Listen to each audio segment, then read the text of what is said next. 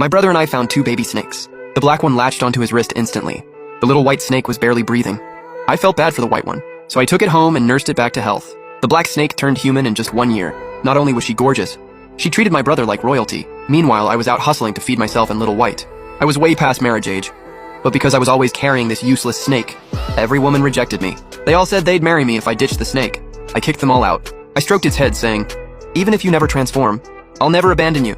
I chose you, and I'm responsible for life." But when the flood hit, that dying white snake transformed into a dragon overnight. I desperately grabbed for its tail in the flood, but it only pulled my brother to safety. Turns out it had its eyes on my brother from the start. Turns out it learned to transform way before the black snake. When I opened my eyes again, holding the dying white snake, I threw it away without hesitation. My brother said, "Look at this little white snake. Top tier quality. It'll definitely ascend someday. It could take you to heaven, you know." 10 years ago, Uncle Wang from next village found one just like this. Same kind as yours. When that snake ascended, it took Uncle Wang with it. When you're successful someday, don't forget your big brother. My brother placed the white snake in my palm, but the villagers passing by got concerned. "Yanzi, you're too kind." Everyone knows white snakes transform easier than black ones. Muye isn't as steady and reliable as you, and he doesn't have your looks either. No matter how you look at it, you're the better choice. A flash of hurt crossed my brother's face, then he forced a smile. "It's okay, I'm the older brother. I should look after my little brother." I frowned in annoyance.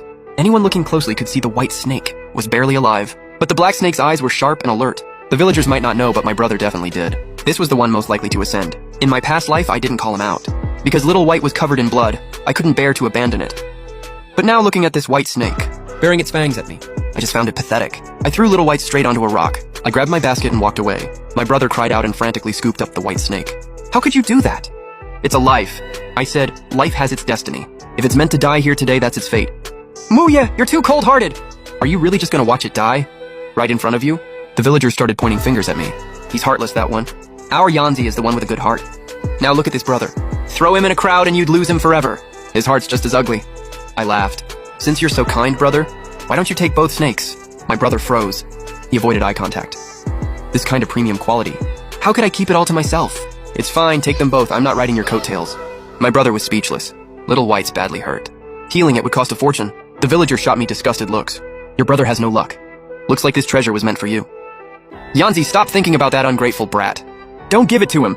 Suddenly, a white flash. A woman in white appeared like a goddess. A trace of blood at the corner of her mouth made her breathtaking beauty even more shocking. People held their breath. I froze too. Little White had transformed.